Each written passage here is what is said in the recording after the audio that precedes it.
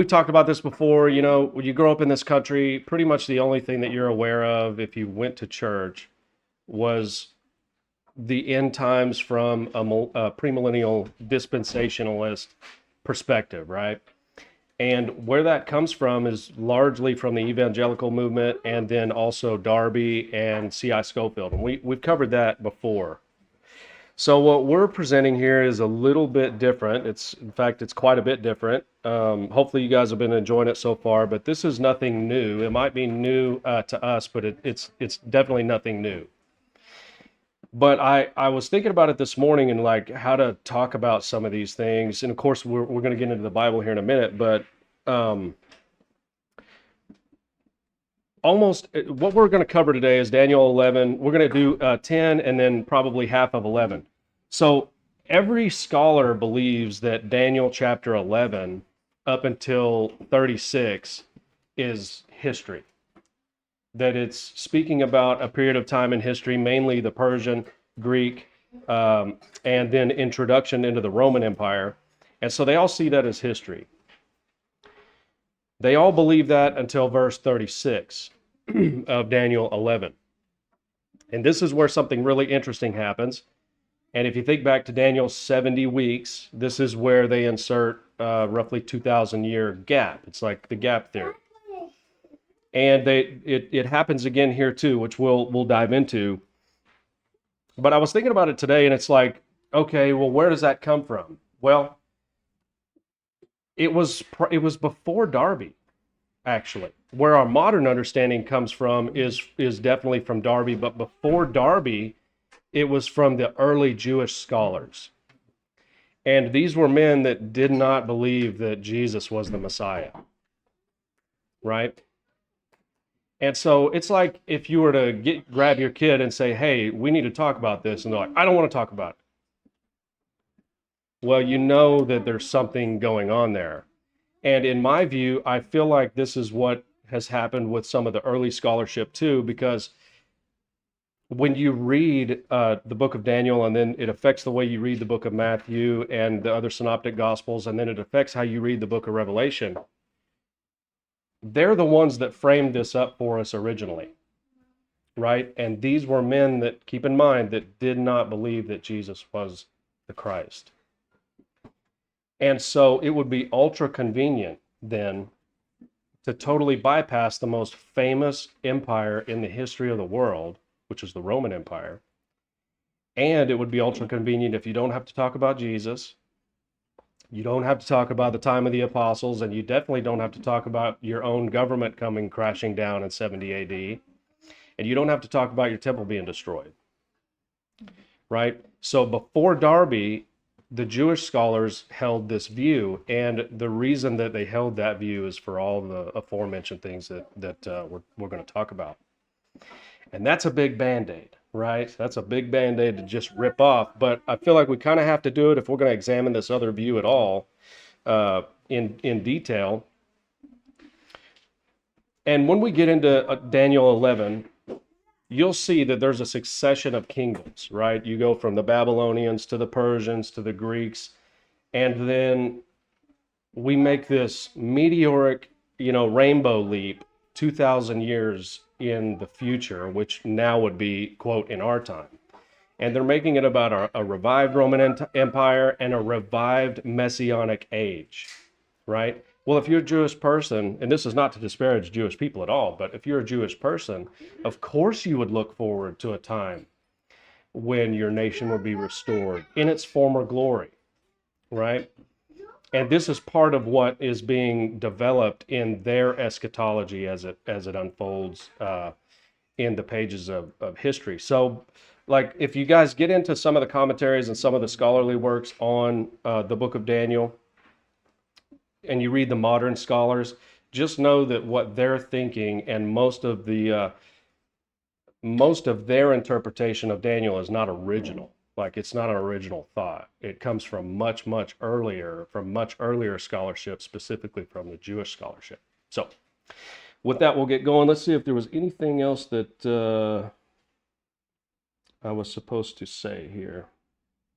Oh yeah, they have no problem talking about Antiochus Epiphanes in Daniel 11, right?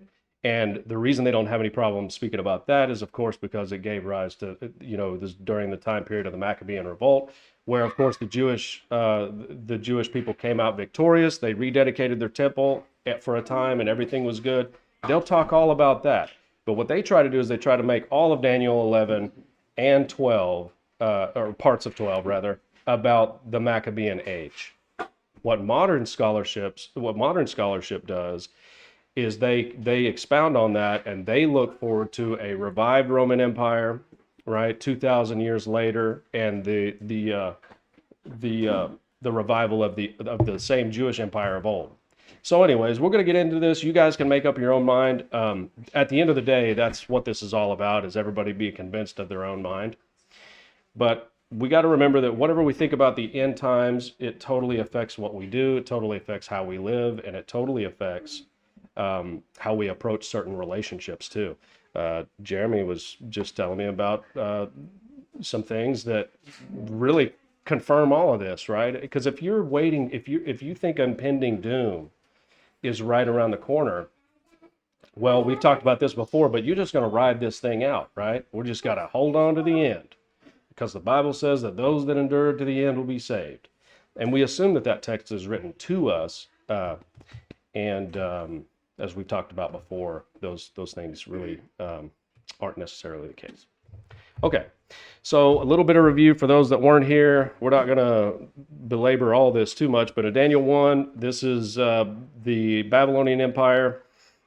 This is actually the fulfillment of a lot of Isaiah, Jeremiah, and Ezekiel's writings.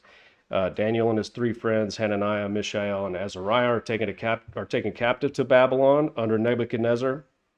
They refuse to eat the king's food, and because of this and other things, God blesses their obedience with wisdom and understanding. Daniel is given the ability to interpret dreams, which is what makes a large percentage of the rest of the book of Daniel even possible for us to comprehend, because of the gift that God gave him.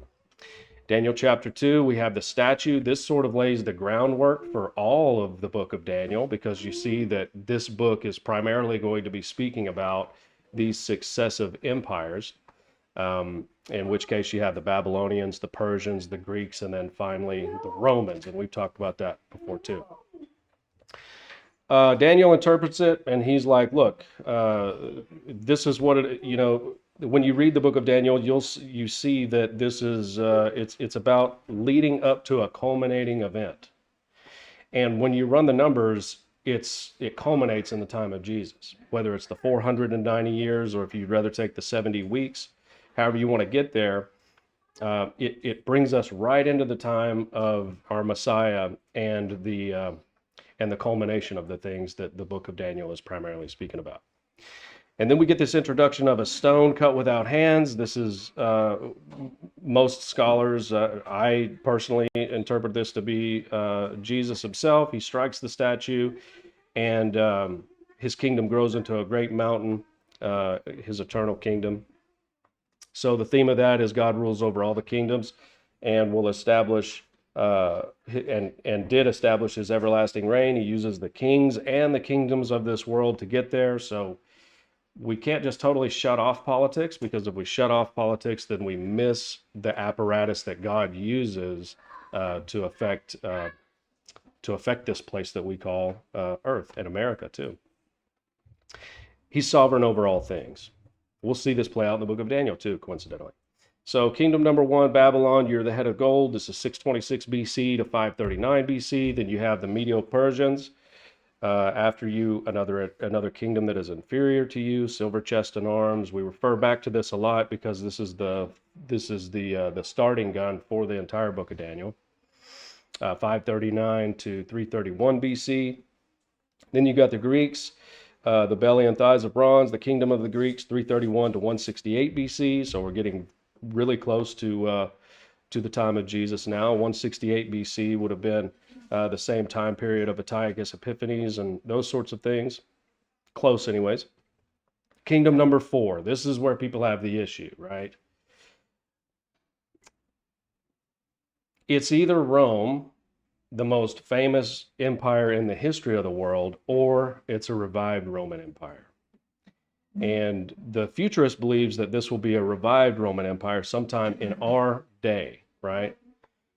The problem that they're going to have with that, though, is that it took the Roman Empire a long time to get to the place where they were the conqueror of the whole world. And when we speak about biblical language, the whole known world, the whole world, when the Bible references the whole world, it's really talking about the square mileage of the Roman Empire, because at that particular time, that was the whole known world to the hearer of the book of Daniel. And so, yeah, they were able to conquer that whole known world. But if we fast forward and make it about in our day and our time, kingdom number four, revived Roman Empire, has to dominate the entire world. Right? And that means Africa too. And Africa is a huge country. They've got to dominate they got to dominate the USSR or Russia. They have to dominate China, right? For them to be conquering the whole known world, this revived Roman Empire, then it has to be talking about the whole world if it's in our day and age, right? And of course, we struggled in Vietnam. We struggled in Iraq and Afghanistan at times. And you can make the argument that we didn't really want to win those wars. But all I'm getting at is that we try to take on the whole world, and this is the greatest military ever assembled in our country. If we try to take on the whole world, it's not going to go very well. So how's Rome going to do it? In Italy, right? Little shoehorn country, the boot, right? How are they going to do it? That's a good question. And then kingdom number five, obviously, is when the kingdom of heaven will be established, a kingdom which will never be destroyed. It will crush the other kingdoms and will endure forever. And this stone cut without hands is the kingdom of Jesus. And I think one of his most famous sayings is that my kingdom is not of this world. Because if it was of this world, I would have my disciples go to war. But my kingdom is not of this world. Right? And then where does he say that that kingdom is located? Right. In your midst. Yep.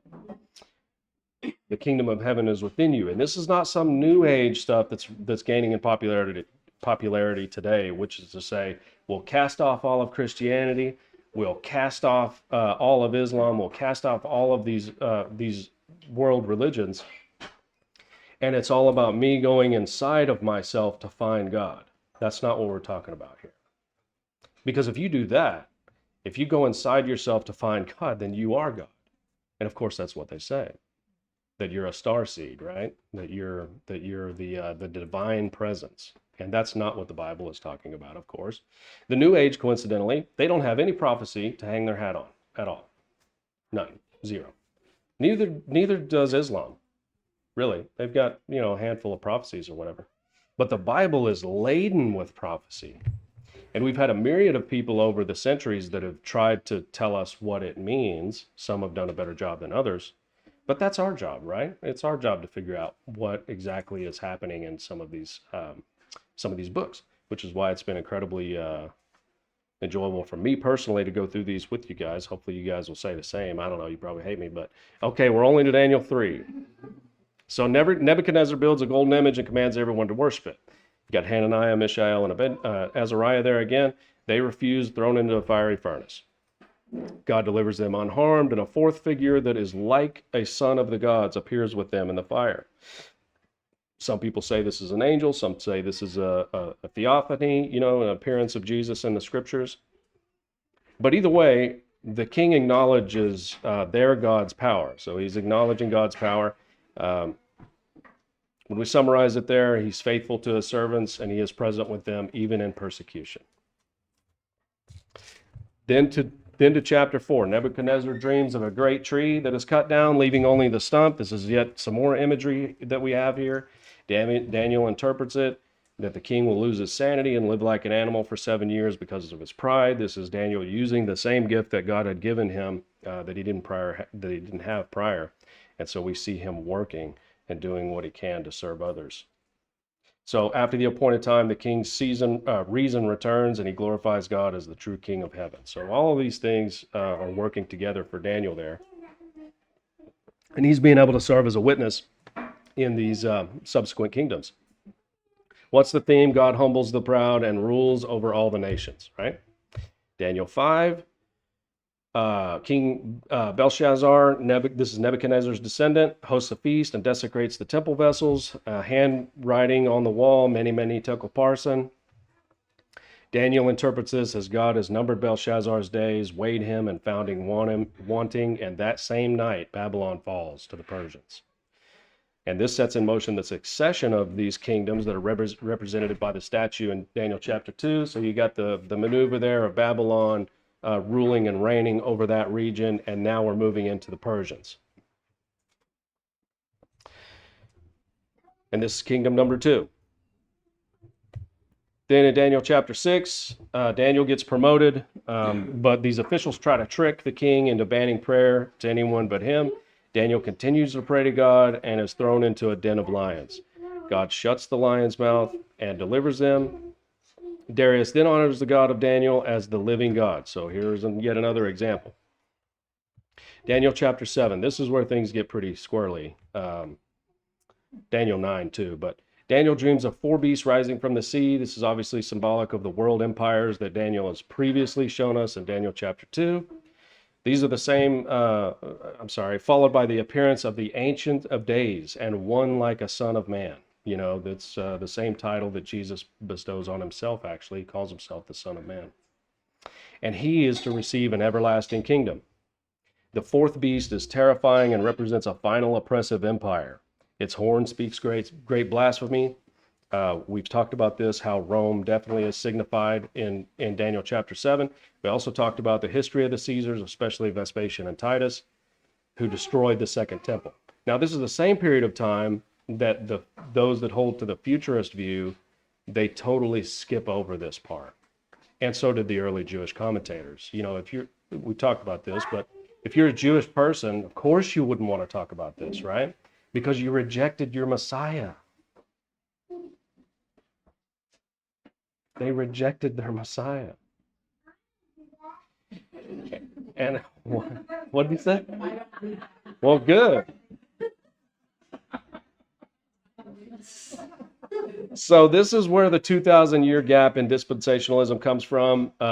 I believe that the Bible records successive kingdoms. I'm not alone in that. There's been many others throughout history that say the same thing. But if we don't believe that, then what we do have to believe is that the Bible is talking about skipping 14 empires into the future, current today. So it talks about 3 successive kingdoms, 3 successive empires who rule over the Mesopotamian region, Israel specifically. But then we're going to jump 14 empires. And what this does then is it bypasses the time of Jesus. It bypasses the time of the apostles. It bypasses Jesus taking the cross upon himself and redeeming mankind. It bypasses all of that. And I don't know. I just think that would be a really strange thing if God was to send a messenger to one of us, for example, and he's like, look, here's what's going to happen after America. And here's what's going to happen in America to your people. And this is what the kingdoms are going to look like that are going to displace your current system.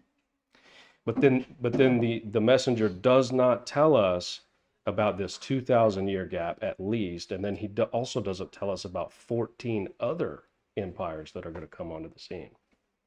And this is what you have to do if you hold to the futurist view. It's what you have to do. So it's interesting, right? These are things that I think are worth talking about. Hopefully you guys do too.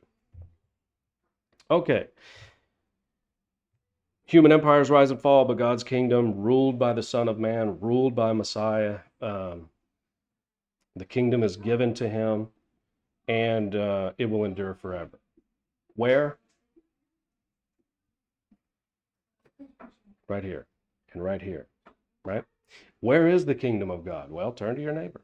You know, you guys are all here. You guys didn't, we don't know each other really in history, but we do now, right? We do now. And so wherever you see his people is also where you see his city. And that's where you see Messiah too. It's interesting. Okay, Daniel 8. Daniel sees a vision of a ram with 2 horns. This is Medo-Persia. Cover this in 8. And a goat with 1 great horn, Greece, Alexander the Great. Daniel takes us from the kingdom number 2 into kingdom number 3. This is the arrival of the Greek Empire, displacing the Persians, who displaced the Babylonians. But the goat's horn is broken and replaced by 4 smaller horns. We talked a lot about this, actually. These are Alexander's generals when you look in history. After Alexander the Great died, the kingdom was broken into 4 parts, and it was ruled by 4 generals. And then it goes on to say that out of one arises a little horn, who is an arrogant ruler commonly identified with Antiochus Epiphanes. We spent a great deal of time on him. And he desecrated the temple, but he didn't leave it desolate. Yes? You're recording? Yeah. Okay. I think. Should be. I believe so. Yeah, we're good.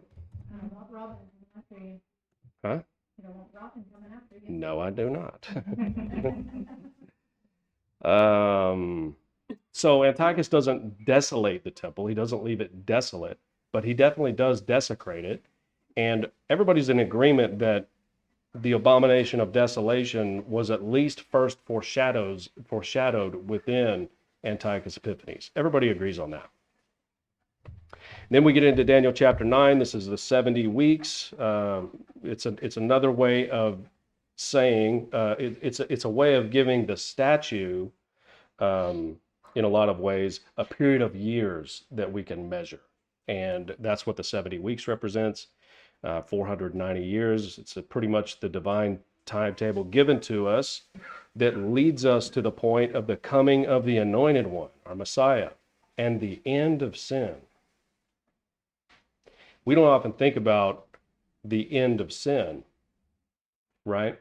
We don't think about that. We think about it in terms of, well, when he establishes Messianic kingdom, that since we're going to be a part of the kingdom, there will be no more sin. But yet here we are in our imperfection, and we still sin. So how can we square that, right? Well, people will say, well, we're going to be perfected then. We're going to shed this earthly tent, and it will just be us in our spiritual form and all of those things. But how many of the sins does he hold against you right now? Covered by the blood of the Lamb. Right. And so this is the Bible's way of explaining how this mechanism gets presented into the earth. Right? Because if you're covered by the blood of the Lamb, it's like, remember we've talked about the spirit of the law before, and how constitutional scholars, their whole job is to figure out the spirit in which the language was written.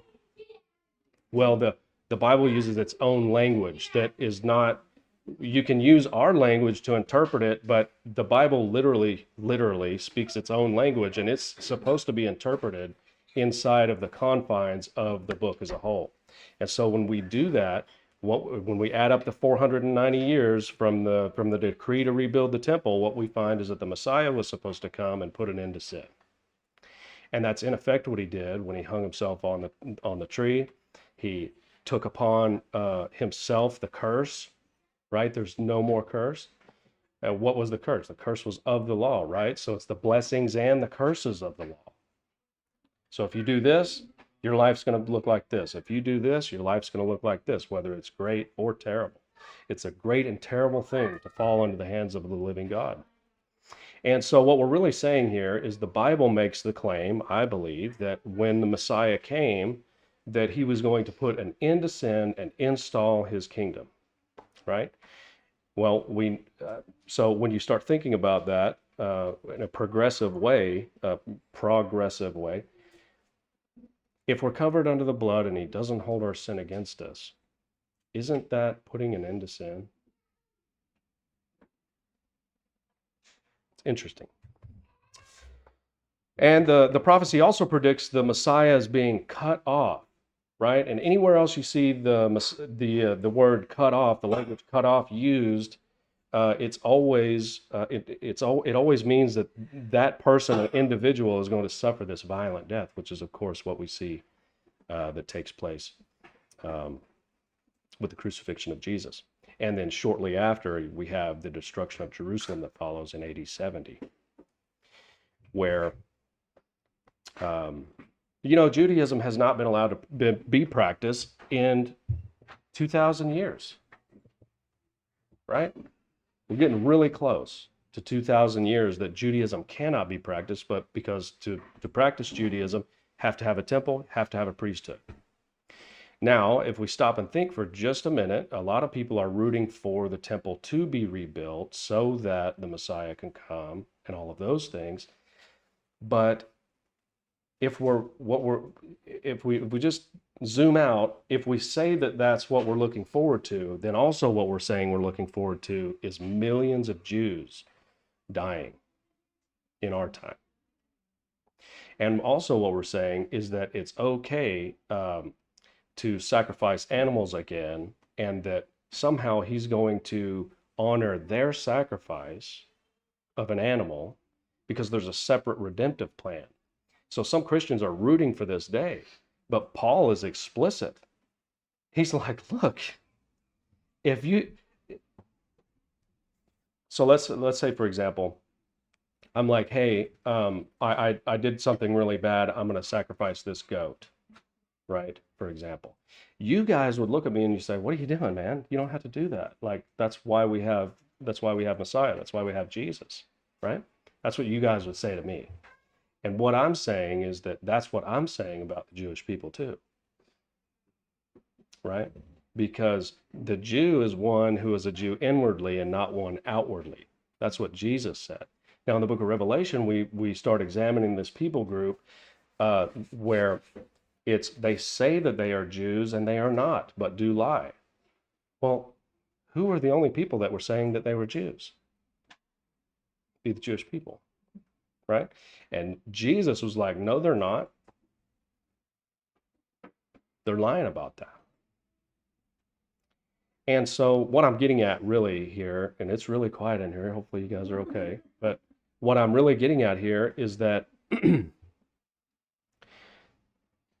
if we're rooting for our neighbor to go back under the old covenant and sacrifice animals to Yahweh and totally bypass the sacrifice that was offered once and for all in the form of Jesus on the cross, then what are we really doing?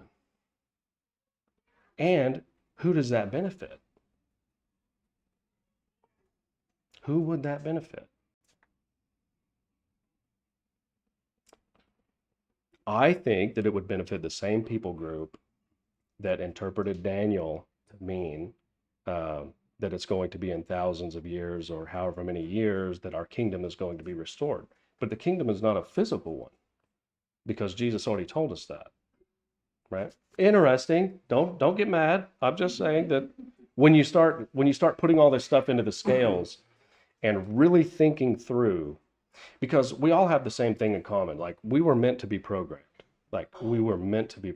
Each one of us has 3 pounds in between our ears. And it is, if there's one thing that it's good at, it is accepting programming, right? Proof of that, in 1492, Columbus. Right. Right. But they don't talk about what happened before that. And they also don't talk about that that's not even his real name, right? So when you start examining history and you start examining some of the fallacies and falsehoods that we've all been programmed with, then this at some point has to enter into the equation, I think. And I've wrestled with this stuff for a very long time now. And it's only just now that I feel even remotely comfortable talking about it, to be quite honest. And I don't even think we would be in this place really if COVID hadn't have happened, because COVID made everybody have a very strong distrust of their institutions. And so when you start thinking about, okay, well, what institutions are trustworthy? Can anybody name one? And so, right. And so then at some point you have to lump in the institution of big church, the big box church, and all of those things too. And where did they get their information from? It's not that they're bad people, I don't think. It's just that they're dealing in the same sort of interpretations that are very recent in one way because of Darby and Schofield, but then in another way they're incredibly old too. First showing up in the interpreter inside of the interpretations and comments of the commentators that were Jewish, and these people did not believe that Jesus was Messiah. So it's interesting, right? We wouldn't, like,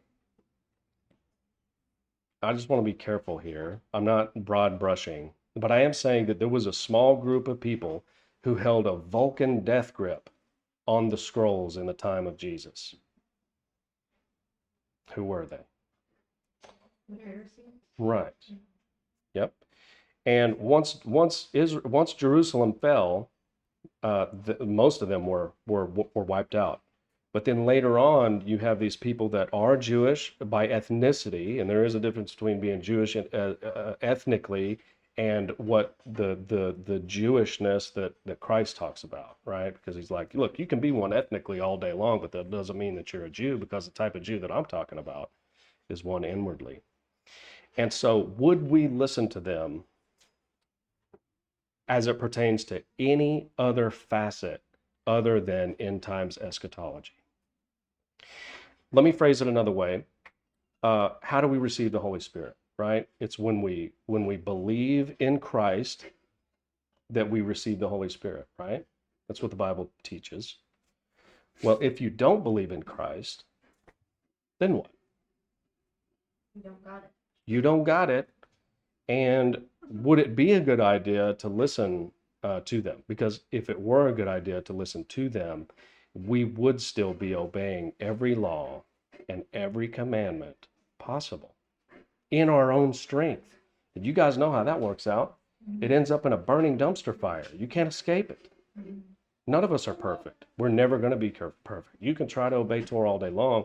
This is not really what we're talking about, but we can try to obey Torah all day long, but we're always going to come up short, right? So would we listen to people tell us about end times eschatology that don't even believe that Jesus was the Messiah? What do they do with the book of Revelation? What do they do with the writings of Paul? And if they can't do anything with those, would we accept their interpretation of Daniel? It's a really good question. But that's what we do. So anyways, we'll move on. Daniel chapter 10. Okay, we're actually in Daniel chapter 10 now, so this is going to be good. Unless I ramble too long.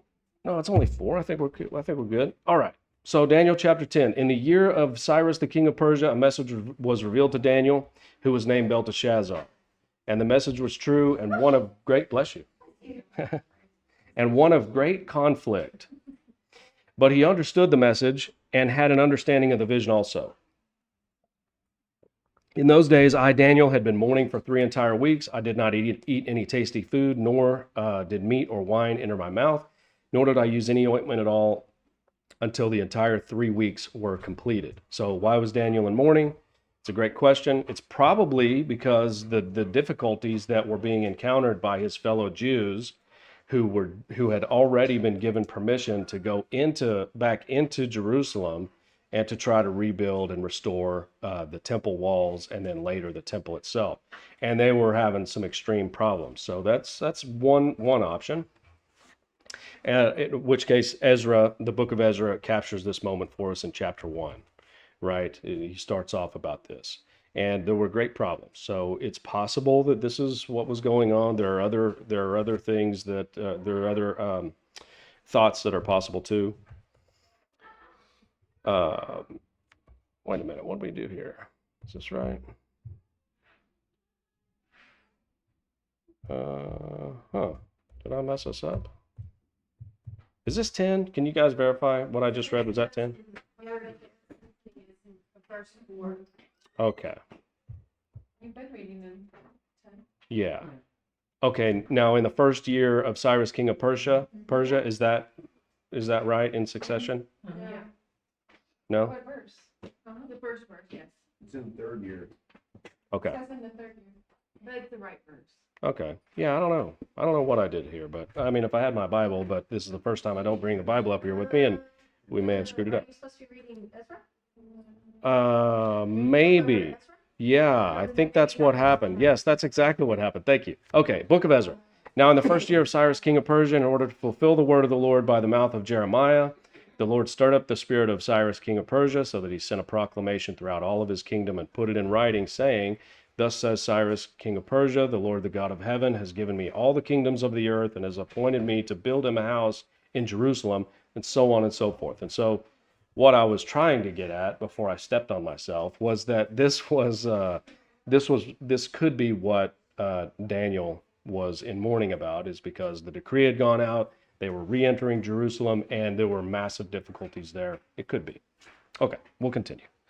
Then the heads of fathers, this is 5, then the heads of fathers' households of Judah and Benjamin, and the priests and the Levites arose, even everyone whose spirit God had stirred up to go and rebuild the house of the Lord, which is in Jerusalem. We're not going to read all of that, okay? We're just, I know it's Ezra. It's a continuation of Ezra. Yeah. What chapter in Ezra? 1. Yeah. Okay, but the cool thing is that we have the context of the vision of Daniel right off the bat. Thank you. Hopefully, I don't need that again. We'll see. We have the vision of we have the context of Daniel chapter 10 right out of the gate, right? It occurs in the 3rd year of Cyrus. The Persians control the empire. So this is kingdom number 2, Babylon, Persia, and then Greece. This is the second of the 4 kingdoms in Daniel chapter 2. Ezra records the actual decree to rebuild Jerusalem in Ezra 1. That's what I just stepped all over, but you guys get the point. And history tells us, if you trust the timeline and all that stuff, we're not going to go there. But history tells us that this occurred in 538 BC. So the context of Daniel chapter 10 is 538 BC. And the crazy thing is there were actually 4 decrees by the Persians. You had the decree of Cyrus in 538 BC, rebuild the temple. Then you had the decree from Darius I, 520 BC, confirmed by Cyrus's decree. And then you have Artaxerxes to Ezra in 457 to reestablish Jewish law and the worship. And then you have the decree of Artaxerxes to Nehemiah in 444 BC to rebuild Jerusalem's walls and the city. So there's actually 4 separate decrees. That's why there's so much confusion on whose decree do you start from to start calculating the 490 years. That's what historians and scholars have sort of wrestled with over the years. Kind of a big spread of years there between decrees. It is. First ones. Yep. But it is. And so if you don't know that and you're reading the Bible only and not consulting history and those things, then your calculations can kind of get screwed up. And I tend to take the one that leads us right into the ministry of Jesus, where he's baptized by John. That would be the decree of Artaxerxes. We talked about that maybe the time before last. I don't know. It's been a long time ago. But continuing on in 4, on the 24th day of the first month, while I was by the bank of the great river, that is the Tigris, I lifted my eyes and looked, and behold, there was a certain man dressed in linen, whose waist was girded with a belt of pure gold of Uphaz. His body was also like beryl. His face had the appearance of lightning. His eyes were like flaming torches. Some of your translations will say eyes was like a flaming fire. His arms and feet like the gleam of a polished bronze, and the sound of his words like the sound of a great multitude. Does that sound familiar? Where do we get that language from? Revelation. That's right. Yep. Now I, Daniel, alone saw the vision, while the men who were with me did not see the vision. Nevertheless, a great dread did fall upon them, and they ran away to hide themselves. So I was left alone and saw this great vision, yet no strength was left in me, for my natural color turned to a deathly pallor, and I retained no strength. But I heard the sound of his words, and as soon as I heard the sound of his words, I fell into a deep sleep on my face, with my face towards the ground. And of course, this is Revelation 1:13. The part that's underlined there, it fits the description almost to a T. So in Revelation, we see that it's Jesus. in the book of Daniel, there's a lot of people that would agree with that it was Jesus also. Not everybody's in agreement on that though, so your mileage may vary. Then behold, a hand touched me and set me trembling on my hands and knees. And he said to me, O Daniel, man of high esteem, understand the words that I'm about to tell you and stand upright, for I have now been sent to you. And when he had spoken this word to me, I stood up trembling. Then he said to me, do not be afraid, Daniel, for from the first day that you set your heart on understanding this and on humbling yourself before your God, your words were heard, and I have come in response to your words. And then in 13, but the prince of the kingdom of Persia was withstanding me for 21 days. Then behold, Michael, one of the chief princes, came to help me, for I had been left there with the kings of Persia. Now I have come to you to give you understanding of what will happen to your people. So who would Daniel's people be? The Jewish people, right? Those are his brothers. He's an ethnic Jew. I have come to you to tell you about what will happen to your people in the latter days, for this vision pertains to the days yet future. So some do, and I included this because some do interpret this to be two distinct figures in the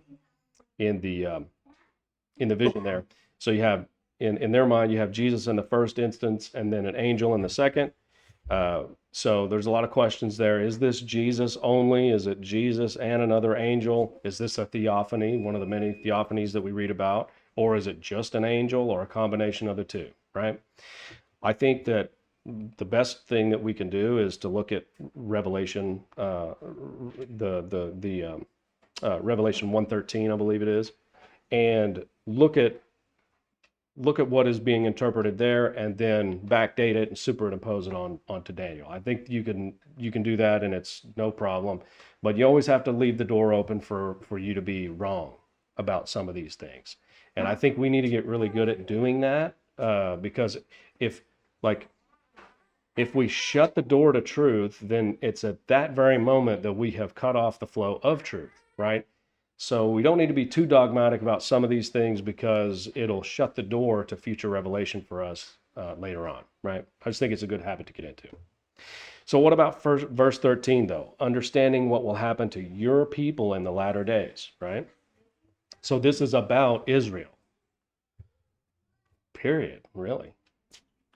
So we'll continue. And we need to keep that in mind when we start thinking about the 2,000 years and the 2,000-year gap that's inserted, because this is one massive dialogue from 10, 11, and into 12.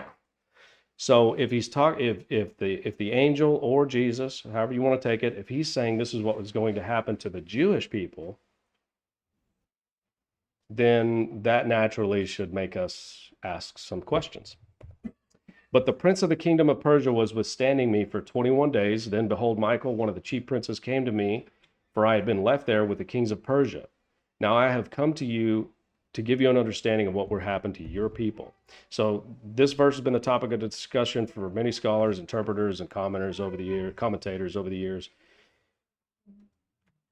The focus of it is like, okay, is he speaking about angelic forces? Is that kind of the interpretation that you guys were raised with? Like, okay, this is spiritual warfare. This is right. That's kind of where everybody is probably going to fall. And there's a lot of people there's a lot of scholars and commentators that would agree with you on that. Or is it talking about the literal king of Persia, right? The actual king, the prince of Persia, rather. Or is this like human authoritative figures in government? Well, on the one hand, you have those that side with the angelic forces sort of narrative there, or even demonic forces. You've got Origen, John Chrysostom, Jerome. They believe this was speaking about the world beyond the veil and the ongoing spiritual battle that lies therein. Sort of the spiritual battle that's taking place behind the scenes, the war in heaven, so that it was, right? Or as it were. And this, so this includes either direct control over the nations, or even the influence of these entities in those nations, expressing themselves through human government, right? But then you've got Jewish rabbis, on the other hand, such as Rashi and Sadia and Ibn Ezra. They saw this as sort of similar, but it was more of the cosmic conflict that was going on behind the scenes and how that cosmic conflict sort of affected human government as we know it, right? It's like the Beyond the Veil, or what was the guy's yeah, Kaiser. Is Heiser? Okay, I've never read the book, but you guys were talking about it last time. This is sort of the thought process there. On the other hand, though, you have Eusebius and Augustine, Cyril of Alexandria, and they see this as speaking about how God has control over the affairs of men providentially, and these events being under divine control, and the kingdoms, or I'm sorry, the kings and the officials of those governments sort of being, their will being bent by God providentially, right? So two sides of the coin. And where they get this mainly is from Deuteronomy chapter 32. It says, when the Most High gave the nations their inheritance, when he separated the sons of man, he set the boundaries of these people according to the number of the sons of Israel, right? So they see that as a proof text, as saying, look, God has total control, and they don't necessarily see it as angelic forces or demonic activity or the cosmic conflict happening beyond the veil. They just see that as this is God's providential government working itself out into the affairs of men. The Septuagint reads like this, though: when the Most High divided the nations, when he separated the sons of Adam, he set the bounds of the nations according to the number of the angels of God, right? So however you guys take that. Pretty big difference. It is a big difference. But the only reason I'm starting to layer in some of this stuff is one of the points that I'm trying to prove is that what in our day is seen as settled science was never settled science. And that applies to everything, not just eschatology, right? Not just about the times of the end.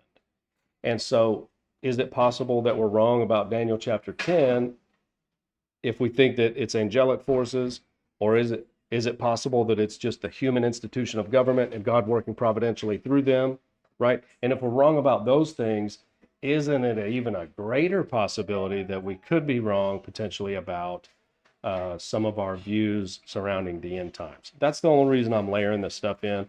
I always think it's a good idea for you to work out your own salvation in fear and trembling and figure out where you're at, but also recognize that no matter where you land, unless it's some Kryptonian alien place, that it probably is going to align with one of the scholars or one of the commentators of old. But to say that we are dogmatically right about X, Y, or Z may not be a great place for us to land. We always 32:8 can't be the sons of Israel because there's for obvious reasons, because it's there was no Israel. I agree. At the Tower of I agree. Yep, I agree. As usual.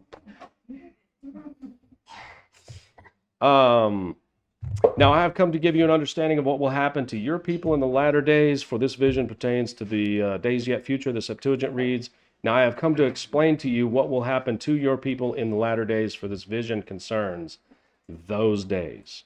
So it's those days for the Jewish people, right?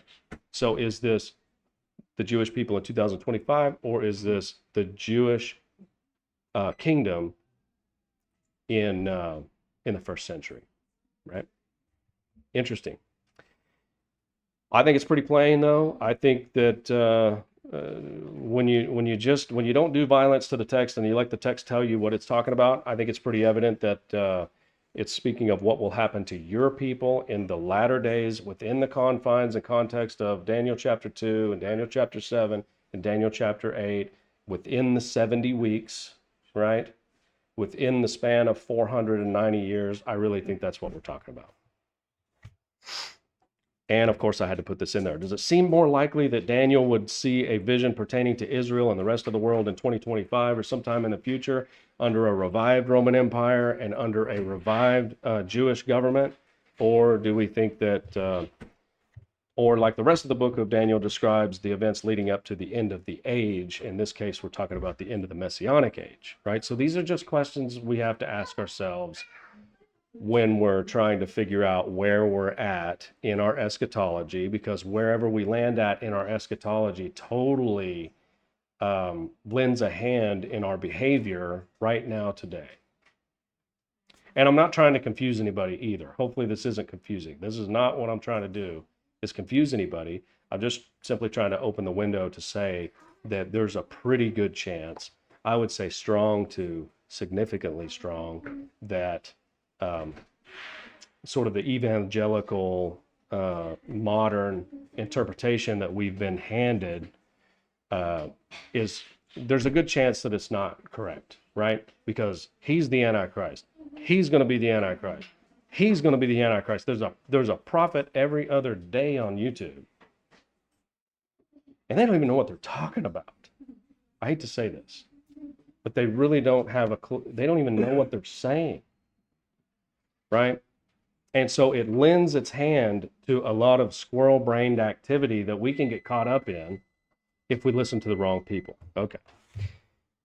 But the context of Daniel chapter 10 is in the Persian kingdom. This is kingdom number 2 in the statue. The Greek and Roman empires have not entered into the equation yet, right? So if we're thinking that it's going to be within that time frame, the 490 years, the 70 weeks, then whatever the angel is going to tell, or Jesus, however you want to take it, whatever he's about to tell Daniel should stay within those confines if we read the book of Daniel literally, right? If we read it literally, it needs to stay inside of those confines, and this is exactly what we see, and we'll get into some of this. When he had spoken to me according to these words, I turned my face toward the ground and became speechless, and behold, one who resembled a human being was touching my lips. Then I opened my mouth and spoke to him and said to him who was standing before me, O my Lord, as a result of the vision, anguish has come upon me, and I have retained no strength. For how can such a servant of my Lord talk with such as my Lord? As for me, there remains no strength in me, nor has any breath been left in me. Then this one with a human appearance touched me again and strengthened me. He said, O man of high esteem, do not be afraid. Peace be with you.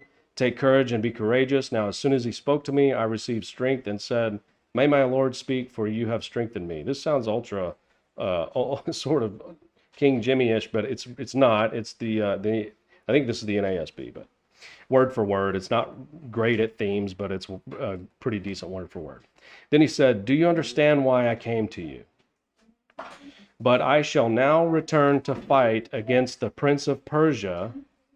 So I am going forth, and behold, the prince of Greece is about to come. Right? However, I will tell you what is inscribed in the writing of truth, yet there is no one who stands firmly with me against these forces except for Michael, your prince. So this is where we get introduced to the Greek Empire, and so we're gonna see if that's who we're talking about, right? But what we're about to talk about is I would say probably the single most detailed prophecy of all time, of anywhere found in the Bible. It's the most detailed. And we don't have, 17 weeks to talk about it, so we're not going to talk about it over the course of 17 weeks. We're going to try to jam it in about 20 minutes here. But for any of this to make sense, to us, we can't just take the Bible to really gain a good understanding. What we're going to have to do is we're going to have to consult the historical record, because this is pertaining to either the Persians or the Greeks, according to Daniel here. And to do that, we're going to have to look at the Persians, the Greeks, and some of the Roman what do you call them? Historians. There you go.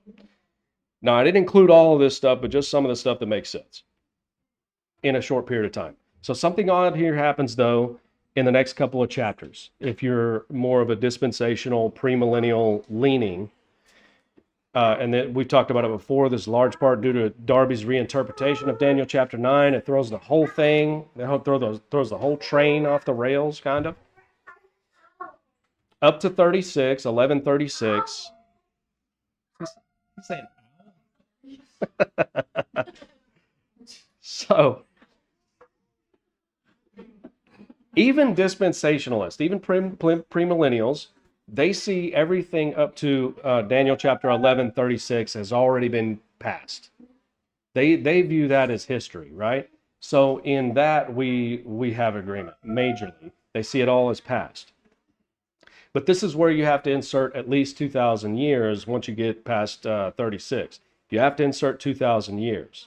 And I'm just thinking about this logistically here. If God had a very important message that he was going to share with Daniel, don't we think he would have told us about the 2,000 years?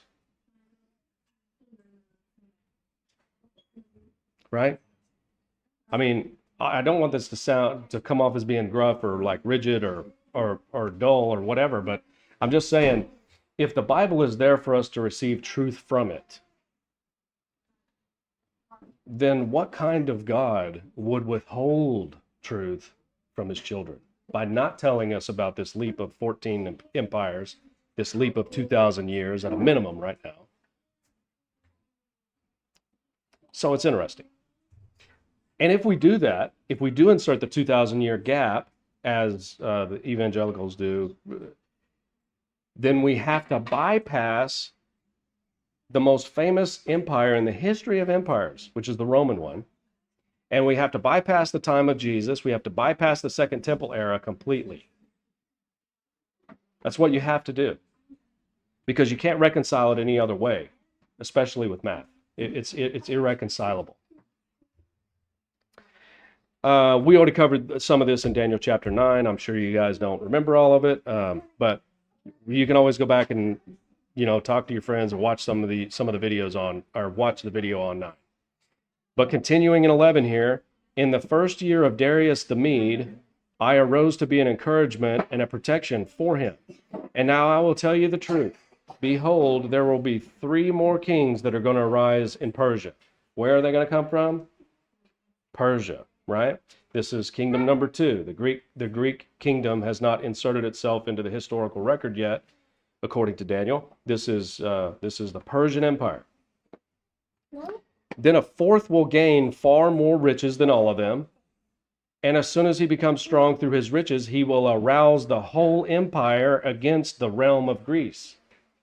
Right? So there's going to be 3 more Persian kings, and the 4th is going to arouse the whole of Greece against him. And this takes place in 535 BC. We know because of the ruler in Persia at that time. So there's going to be 3 more kings from Persia, and then a 4th who will be exceedingly wealthy and will fight against Greece. So king number one is Cambyses. King number 2 is Smartus Magus. King number 3 is Darius of Hystaspes. And then king number 4 is Xerxes, right? So this is the one about which he's really saying to pay attention to by giving all these descriptors. And the reason why is because after this guy is going to come the Greeks. Anybody seen the movie 300? Right? Amazing. I love the movie. There's some risque stuff and some stuff that you don't need to put in a movie, right? But nevertheless, it's a really good movie because it tells this story. Because the king Xerxes, he led one of the most famous failed military campaigns in the history against the Greeks, and it was the Battle of Thermopylae, and that's where 300 Spartans, led by Leonidas, and along with 6,000 to 7,000 other Greeks, they held this narrow mountain pass for 3 days. Against overwhelming numbers. You guys remember in the movie where he's like bringing elephants and these weird, robed ninjas, and and they're carrying Xerxes in on this massive platform, and he says that I have consulted all of the other nations for my army, right? You guys remember all that? Maybe not. But what the Spartans did is this bought the kingdom of the Greeks time to rally by holding them off in this narrow mountain pass. It gave them time to rally in the next battle of the war, in which the Persian fleet was crushed. That moment's captured for us in the movie 300 too. It's not far from the truth. It's not exactly the truth, but it's not far from the truth, because in that movie you see the Persian fleet absolutely decimated on the rocks, right? And this is sort of what happened here. So Xerxes pulled troops from 46 other nations, but he was defeated. which is really shocking at the time. Nobody thought anybody could stand against this army. And over the next few years, the Persian power declined, paving the way for Alexander the Great and the Greek rule displacing the Persians. Alexander the Great went on a revenge tour against the Persians, right? And this marks the shift from the Persian to the Greek rule in the land of Judea. And Xerxes is also known as Ahasuerus in the book of Esther, in case you guys are wondering. That's the same figure there that's being referenced. There's some debate about that, but if you get time, read it and see what you think. Okay, and then a mighty king will arise, and he will rule with great authority and do as he pleases. But as soon as he has arisen, his kingdom will be broken up and parceled out toward the 4 points of the compass, though not to his own descendants, nor according to his own authority which he wielded, for his sovereignty will be uprooted and given to others beside him. And this is Alexander the Great coming on the scenes, leading the Greeks, who went on a massive revenge tour, conquered the known world in a very, very short span of time. So this took place 334 BC to 325 BC. He conquered the world very quickly. As soon as he conquered the world, he fell ill and died. We talked about this before too. But he didn't leave the kingdom to any of his family or any of his descendants. So who did he leave it to? He left it to his 4 generals. So this would have been Antigonus, Cassander, Ptolemy, and Seleucus. The last 2 there, Ptolemy and Seleucus, will occupy the bulk of what we're going to talk about in this same time here, because that's where the focus is. These were the 2 prominent pieces of the kingdom that endured, was the Ptolemaic dynasty and the Seleucid dynasty. Okay, this is the largest kingdom to date, roughly 2 million square miles, very large piece of land. This was the whole known world at that time. So this is Alexander the Great. This is the piece of ground that he occupied at the time. Now, something to keep in mind here, and this will factor in here in just a couple of minutes, right? The red is where he occupied. Anybody good at geography? Who is west? Rome. Right. Exactly. And this is going to factor in very heavy. Then the king of the south will grow strong, along with one of his princes who will gain ascendancy over him and obtain dominion. And his dominion will be a great dominion indeed. And after some years, they will form an alliance. The king of the south, right? What's being referenced there? Everybody agrees that it's this dynamic that we've covered. This is one of Alexander's generals. It's Ptolemy. He ruled the Egyptian sector of the Greek Empire. This is the king of the south. One of the princes will be stronger than the king of the south. This is Seleucus, and he ruled over Asia Minor and Syria. And his successors were called the kings of the north. So you have this dialogue that's going to sound like the king of the north, the king of the south, the king of the north, the king of the south, the king of the north, the king of the south. Well, this is who is actually being referenced here from the historical record. The kings of the north is from Daniel's perspective, because Jerusalem was the center of his world. So when we're reading about the king of the north and the king of the south, the perspective is that the focus is on Jerusalem, because Daniel's telling the story. He's a Jew by birth and by ethnicity, and so the center of the world to him, and much like all the other Jews, was that Jerusalem was the center of the world, right? So when he says king of the north and king of the south, it's either to the north of Jerusalem or to the south of Jerusalem. And when you run the numbers and the equation gets spit out, what you'll find is that this was the Seleucid and the Ptolemaic dynasties that took place in this exact same period of time. Okay, this is all within the kingdom of Greece, because this is what the Bible is telling us, right? So here's Alexander the Great's empire. The king of the north is the Seleucid dynasty. King of the south is the Ptolemaic dynasty. And it says that they will form an alliance, right?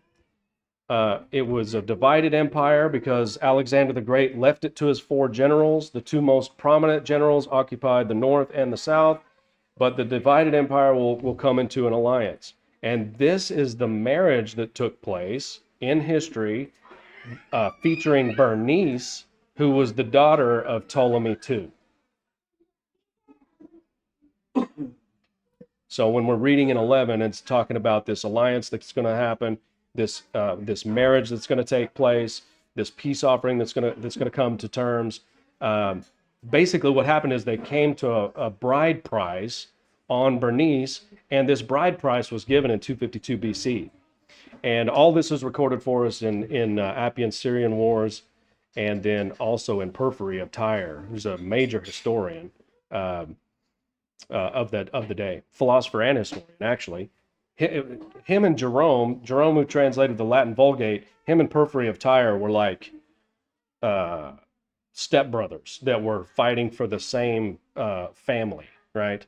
None of that matters. We'll carry on. Sorry, but it really doesn't. But so in Daniel 11, verse 6, it says, after some years, they will form an alliance, and the daughter of the king of the south, this is Bernice, will come to the king of the north to carry out a peaceful arrangement. But she will not retain her position of power, nor will he remain with his power, but she will be given up, along with those who brought her in, and the one who sired her, as well as he who supported her in those times. So this marriage treaty that took place between Egypt, the south, and in the north was all sealed up with Bernice from history.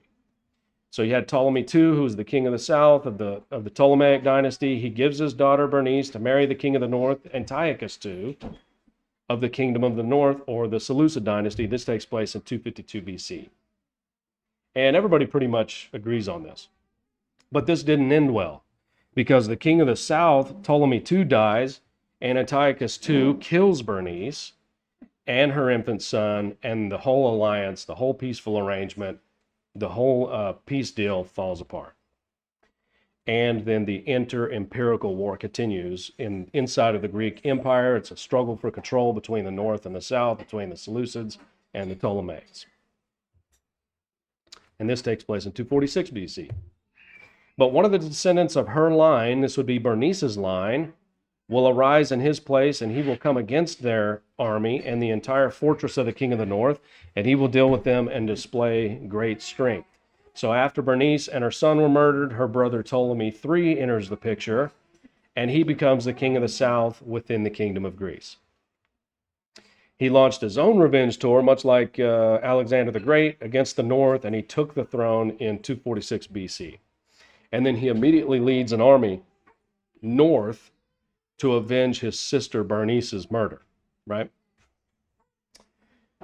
Continuing in verse 8 there, also their gods with their metal images and their precious vessels of silver and gold, he will take into captivity to Egypt, and he on his part will refrain from attacking the king of the north for some years. Then the latter will enter the realm of the king of the south, but will return to his own land. So after his victories, Ptolemy III brought back spoils to Egypt. It's kind of like what happened with the other wars of the Jews and everybody else. You know, you take the spoils. And this is what happened. So his 2,500 idols and precious treasure were taken back to Egypt, and all of this is captured for us in the work of Polybius. This is a matter of historical record. Continuing on in 10, his sons will mobilize and assemble a great multitude of forces, and then one of them will keep on coming and overflow and pass through, that he may again wage war up to his very fortress. So this is ongoing civil war within the Greek Empire between the north and the south. The king of the south will be enraged and go forth and fight with the king of the north. Then the latter will raise a great multitude, but that multitude will be given into the hand of the former. So this is the next generation of this power struggle. These are the sons of Seleucus II. This is the Seleucid dynasty, or kingdom of the north. Seleucus III was assassinated in 232 BC, and Antiochus III took over the kingdom of the north, and he launched a massive military campaign against the south. Then the other Ptolemy comes on the scene, and Antiochus III fought at the Battle of Raphia in 217. And where this battle took place, we would consider today modern-day Gaza, right? And this is why the angel is telling Daniel about what's coming, because it's going to take place on his own homeland. There's going to be this massive struggle between the north and the south, and right in the center is Jerusalem, and they're all fighting for that same piece of ground. So Ptolemy was victorious. Continuing in 12, when the multitude is carried away, his heart will be lifted up, and he will cause tens of thousands to fall, yet he will not prevail. For the king of the north will again raise a greater multitude than the former, and after an interval of some years, he will press on with a great army and much equipment. So after the battle of Raphia, Ptolemy began to live luxuriously, thinking that he had won the decisive battle, but he withdrew into self-indulgence, much like America did in the 80s, and did nothing to further strengthen the South. And as a result, after 14 years, Antiochus III raised a huge army, and they set their sights on reclaiming this piece of ground in Raphia. Now, in those times, many will rise up against the king of the south, the violent ones among your people. So now we're talking about the Jewish people again. The violent ones among your people will also lift themselves up in order to fulfill the vision, but they will fall down. Then the king of the north will come, cast up a siege ramp and capture a well-fortified city, and the forces of the south will not stand their ground, not even their choicest troops, for there will be no strength left to take a stand. So Jewish factions in Judea began to side with Antiochus III of the north.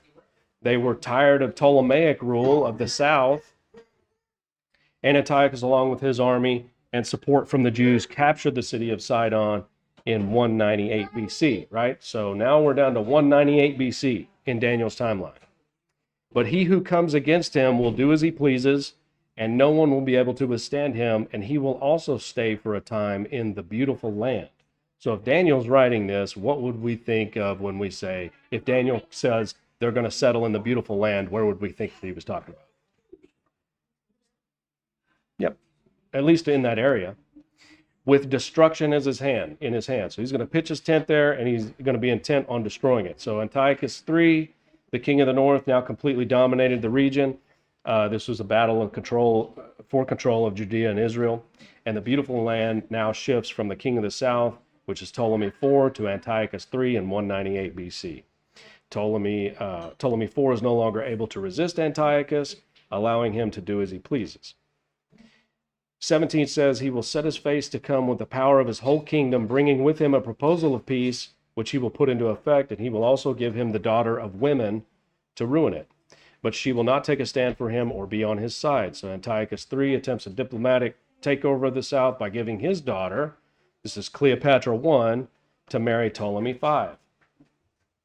But Cleopatra grows fond of Ptolemy V and takes his side in this ongoing power struggle between the north and the south of Greece.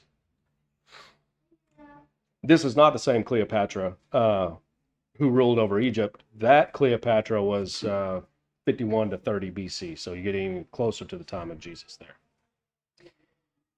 Then he will turn his face to the coastlands and capture many, but a commander will put a stop to his scorn against him. Moreover, he will repay him for his scorn, so he will turn his face toward the fortress of his own land, but he will stumble and fall and be found no more. Could we do this without the historical record? Something, I mean, I never understood it. I never have either. Right. We're not taught the history. No. And that is, in my view, it's, I don't want to say it's on purpose, but what I laid out in the beginning is the grandest conspiracy of all. Truly. Well, and so that brings us to the point, if we can't do this in Daniel chapter 10 and Daniel chapter 11 using the Bible alone, if we have to consult the historical record, then my view is that we should do the same where applicable in the rest of the Bible. Oh, right. I know it is, but I know. Seems like. okay, so Antiochus III, Confused. Before. well, I mean, it's just part of the problem. Okay, Antiochus III attempts to expand westward, but Rome intervenes, and Antiochus III is defeated in the Battle of Magnesia in 190 BC. So this is the first time that Rome is starting to throw its hat in the ring and starting to put its influence in there.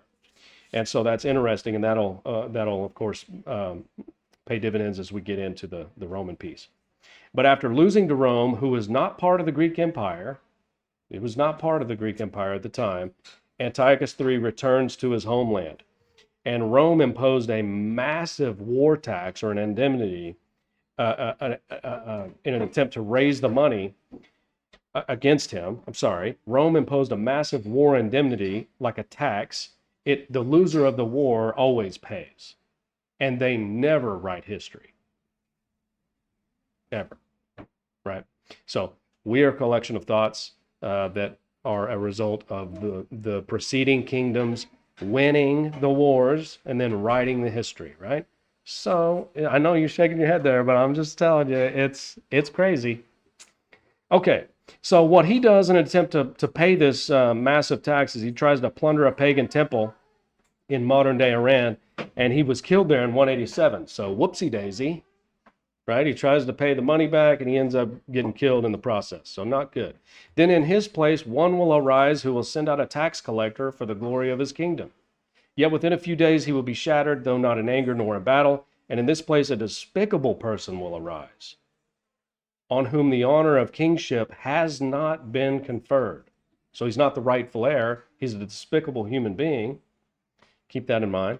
But he will come in a time of tranquility and seize the kingdom by intrigue. We've talked a lot about this in the past. So after Antiochus III is killed, Seleucus V takes over the northern kingdom, but it doesn't last long. He sends Heliodorus to seize the temple funds from Jerusalem, but that was not successful. All this was recorded for us in the book of 2 Maccabees, chapter 3. Why is this not in the Bible? Why is the book of Maccabees? Sorry? It is. It is. But you would think that it would be in there because of the history that is contained therein. Okay. And shortly after, Seleucus V is assassinated, right? And here comes Antiochus Epiphanes, the desecrator of the Jewish temple.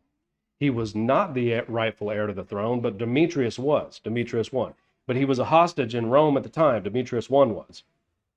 So Epiphanes used coercion and $100 handshakes to secure the throne, right? Because Demetrius was the rightful heir. He was the rightful king that was supposed to be in succession there.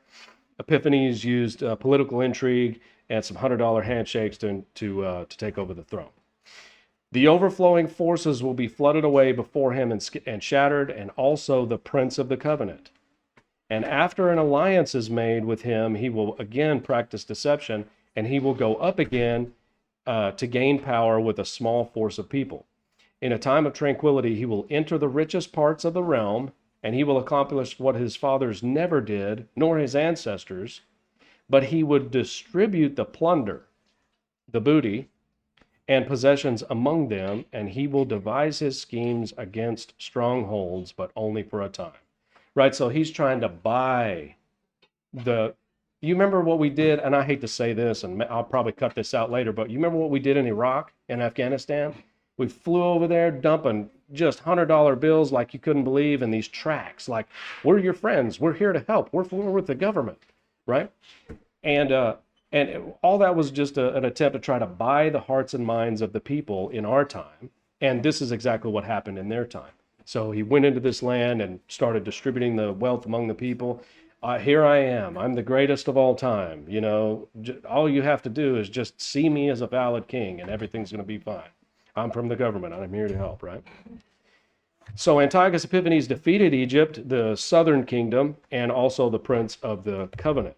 Covenant was made between Antiochus III and Ptolemy V. But this didn't last long, and Antiochus began his march southward towards Jerusalem, distributing plunder among the peoples to gain loyalty from them, something the previous kings never would have dreamed to do. And he will stir up his strength and courage against the king of the south with a large army. Here we go, empirical wartime again. So the king of the south will mobilize an extremely large army and mighty army for war, but he will not stand, for schemes will be devised against him. Those who eat his choice food will destroy him, and his army will overflow, but many will fall down slain. As for both kings, their hearts will be intent on evil, and they will speak lies to each other at the same table. but it will not succeed, for the end is still to come at the appointed time. What end? The end is still to come at the appointed time. So Antiochus Epiphanes of the north sets his sights on Egypt, the south. He's like, hey, I'm going to go gangster down there and take it over again. There was a war in 170 to 169 BC. Antiochus Epiphanes was the victor. Antiochus and Ptolemy V tried to deceive each other through negotiations, right? So they're sitting at the same table and they're trying to deceive each other in these wartime negotiations. Both of them were angling against one another, but the Bible says it wouldn't succeed. Antiochus tries to portray that he is protecting Ptolemy V by allowing him to remain in power in the south, right? And Ptolemy V was trying to remain in power by using Antiochus's clout. So they're warring against each other with no shots fired, no swords drawn, but they're angling the whole time, and this is what's being described here. Both of their hearts were bent on evil by trying to expand their own kingdoms and remain in power using the other as pawns. This is what we see from the historical record. 28. Then he will return to his own land with much plunder, but his heart will be set against the holy covenant, and he will do damage and then return to his old land. So his heart will be set against the holy covenant. Now this is putting the Jews back in picture, right? As Antiochus Epiphanes was returning from these ongoing negotiations with Ptolemy V, he decides, hey, you know what? I'm just going to attack the Jews and plunder their temple and kill thousands. And this is exactly what we see take place. But ultimately, he returned to Antioch, but always had Jerusalem and the temple in his sights. This was his prized possession. At the appointed time, he will return and come into the south, but this last time, it will not turn out the way that it did before. This time, he will be opposed by the Romans, believe it or not. This is a matter of historical record too. They begin to poke around in the region. They're like, hey, look, these guys aren't as strong as we previously thought. They're fighting against each other all the time. Maybe we can come in here and do some damage too. And this is exactly what we see. So when he comes back to war against Egypt again, he will be opposed by the Romans. That's what that's the overall gist of what the scripture says. And this did actually occur in 168 BC. This is when the Roman envoy Gaius Popilius Laeanius demanded his withdrawal from the region. So you got the king of the north, the king of the south, and then the Romans coming in and say, hey, look, we're not going to allow this any longer. This happened in 168 BC. So Antiochus, because of the ongoing war, empirical wars, he didn't want to start a war with Rome too. So what he did is he withdrew. But upon his withdrawal, he enters Jerusalem instead of going all the way back home, and he takes his frustrations from the Romans won the war without even firing a shot. And he's going home, and he's pretty wussed about it, and so he decides to take it out on somebody, and on the way back home, here's Jerusalem, who he's always had in his sights, and that's exactly what we see play out under Antiochus Epiphanes. Verse 30, for the ships of Kittim will come against him, come against Antiochus, right? The ships of Kittim. So the ships of Kittim, when Daniel is receiving this, Kittim was always used to describe seafaring peoples west of Palestine. So remember on the graphic before, who are the seafaring peoples that live west of Palestine? You guys said it before. It's the Romans. And everybody knew this, except for us, right? Everyone in that time period would have understood this to mean the peoples of the coastlands and the peoples of the islands of the Mediterranean that were west of Israel and west of the Greek Empire. That leaves one nation and one nation only. And coincidentally, it's the same nation that Daniel said is going to enter into the historical record through the statute, right? Babylon, Persia, Greece, Rome. And this is Rome's introduction into this whole affair. All right. So who was it? Well, here's the graphic again. All right. Who's good at geography? It's right there. And it's only a mystery to us because For one, the books of Maccabees were left out of our Bibles. And then we have these guys on YouTube that we can go and listen to, and they'll tell us exactly what we need to hear, right? So it's interesting. But there's Rome. And we know they had to be seafaring people that were west of the Greek Empire because they came in ships. It said the ships of Kittim, right? So this is Rome entering the fray here. Therefore he, this is Antiochus Epiphanes, will be disheartened and will return and become enraged at the people of the Holy Covenant and take action. So he will come back and show regard for those who forsook the Holy Covenant. Forces from him will arise. They will desecrate the sanctuary fortress and do away with the regular sacrifice. And they will set up the abomination of desolation. Everybody all right? So after the Romans opposed Antiochus, he retreats north and desecrates the temple in Jerusalem. Antiochus and his army almost completely destroy the temple, and they erect an altar to Zeus. Hello. What's up, man? They sacrifice pigs on the altar and suspend the Tamid, or the daily sacrifice. Judaism is effectively abolished and outlawed, but it returns just a short time later. So this is and the thing that's interesting is that this is the first abomination of desolation, but it is not the one that Jesus refers to in Matthew or Luke. Because when Jesus is speaking to his disciples and he says, when you see the abomination of desolation spoken of by Daniel the prophet, flee to the mountains. Well, who is in charge of Jerusalem when he lived there? When Jesus was in Judea, in Israel? It was Rome.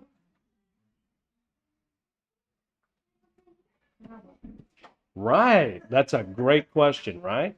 Okay. So we know that it can't be the same thing. So what? I don't know how far we want to go on this, but Antiochus Epiphanes acts as sort of the forerunner, but he doesn't leave the temple totally desolate, right?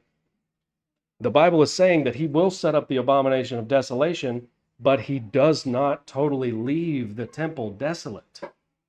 And this is where the disconnect is in Matthew 24 and some of the other texts in the Bible. Because Jesus says, when you see the abomination of desolation spoken of by Daniel the prophet, right? So he's not saying when you see Antiochus Epiphanes roll up. What he's saying is when you see the same thing that Antiochus did, that he put in the abominations inside the temple, and this time it will be left desolate.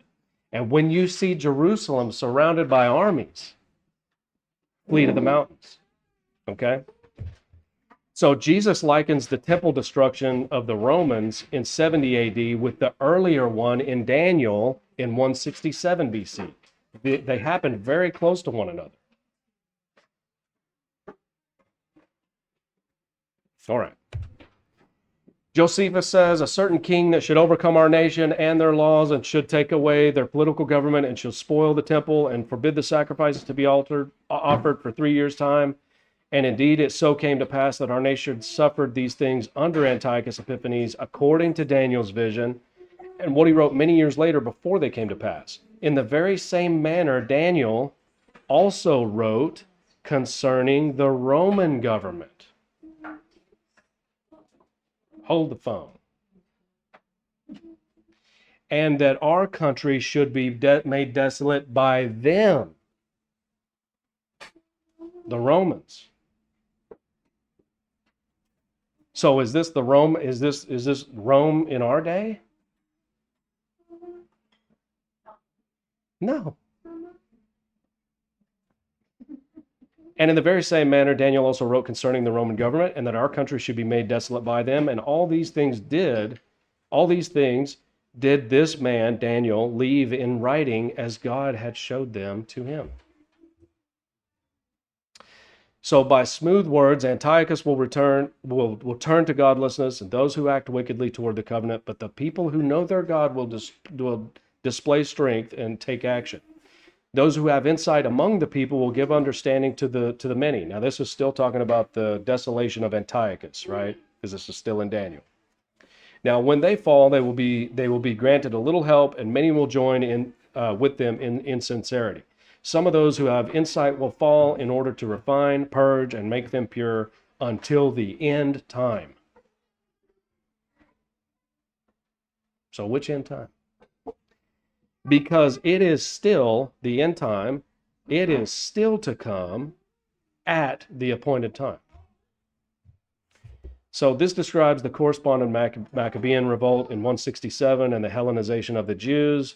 This is the introduction of the Greek customs into Jerusalem and into the Jews. And Jerusalem is once again plagued by wars and internal civil wars until the time of Julius Caesar, right?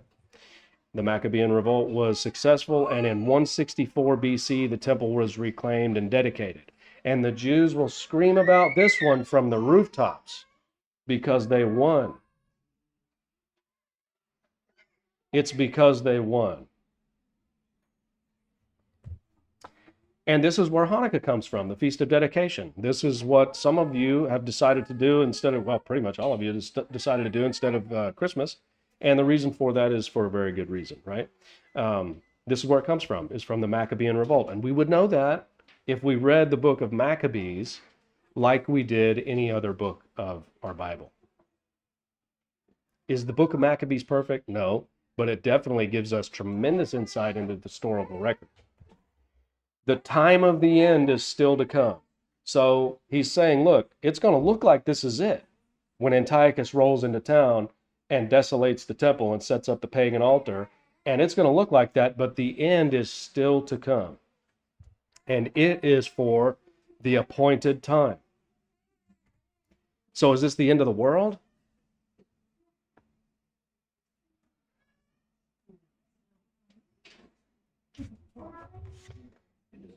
Because we're in 164 BC here in the Bible.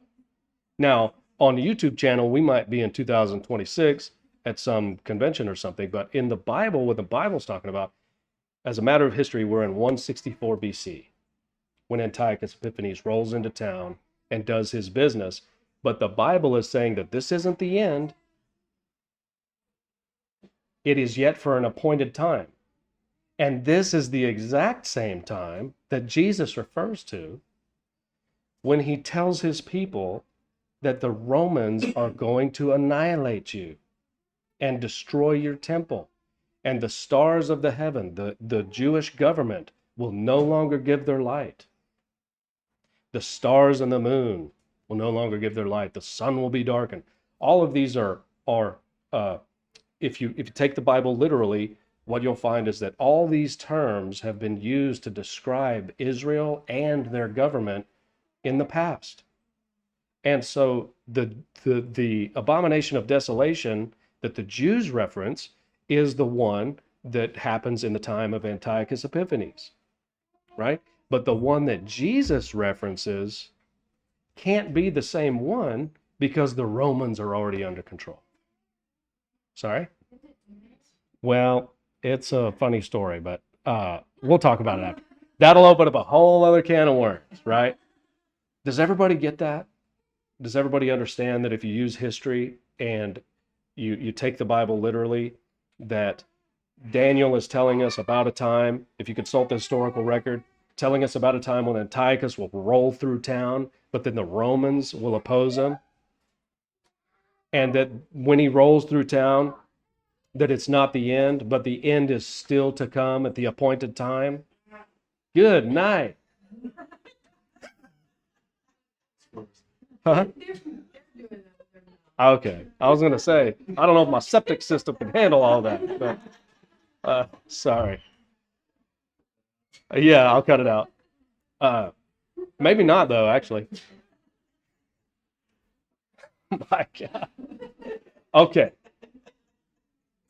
Does everybody understand that, though? The abomination of desolation that Jesus is speaking about, he says to his disciples, when you see the abomination of desolation standing in the holy place, let the reader understand, right?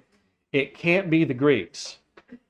It can't be Antiochus Epiphanes because the Romans have already taken control of that region from the Greeks. And so Antiochus Epiphanes acts as a forerunner to the government of Vespasian and Titus, who actually destroy the temple. And it's still destroyed. So if you're a Jewish person, these texts were written to Jewish people. If you're a Jewish person, the end of your country has come. The end of the temple has come.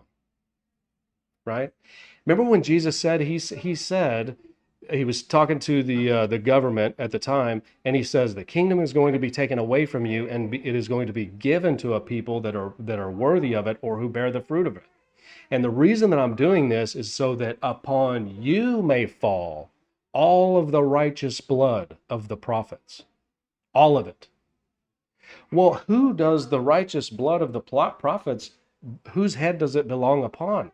Remember in the scripture where it says, "Oh, Jerusalem, Jerusalem, you who murder the prophets." And can there be a prophet who isn't murdered in Jerusalem? Right? So,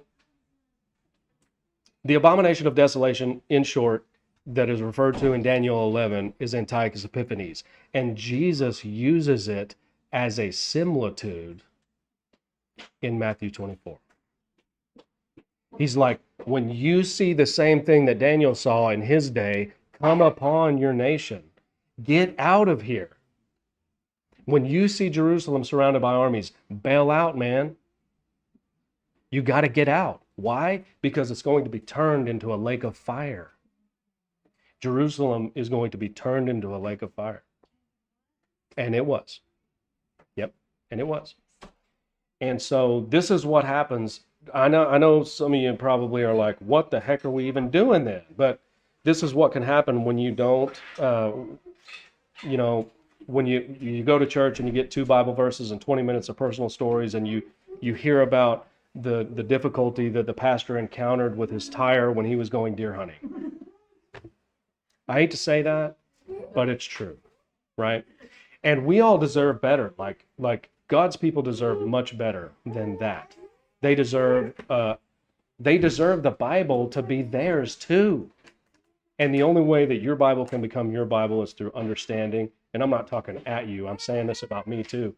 But it is possible that we know our Bible and prophecy too at the same time.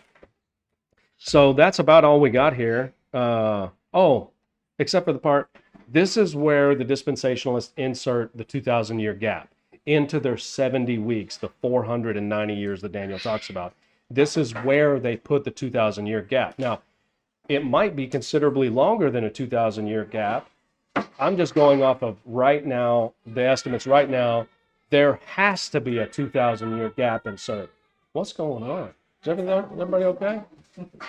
Okay, we'll be done here. But in the next in the next episode, we're going to talk more about this, but mainly with the resurrection. We all hear the resurrection, right? When the Bible says resurrection, we think of the resurrection, but we'll explore whether or not that is the case and whether or not that always has been the case from some of the great scholars that came before us, what their thoughts were, right? We'll dig into some of that. So, but what the Jewish interpreters and the interpreters in our day too, they would have you believe, not the Jewish interpreters, but the interpreters of our day, most of them would have you believe that what we're about to read in the next episode is going to be about the end of the world. But keep in mind that we're just now to the phase where the Romans are beginning to oppose the Greeks. And the Romans have not taken control yet. So, and it'll be our final session of Daniel. It's only been 84 years, right? But if you're gonna do it, if we're gonna actually do this and say and want to be people of the book, right? If we want to be his people, then we have to dig into this stuff, right? We've got to learn what the Bible is actually saying. When we understand what the Bible says, then it will be heir apparent to who is telling the truth and who is not. It will become absolutely obvious to us who is saying what is true and who is saying what is not true. And I don't want to infer what their intentions are. I'm not going to do that because I'm sure they're great people, but they're just regurgitating, right, what they have been taught over the past 200 years. And my goal in all this is to say, well, all right, I hear your 200 years, but let's consult the rest of the 1800 years, for God's sakes. Is it possible that this last bit of the story, of the interpretive story, is maybe not true? But if we're going to say that it's maybe not true, we need to be able to have some contending views from the rest of the corresponding 1800 years and make up our minds. So that's what we're going to do. All right.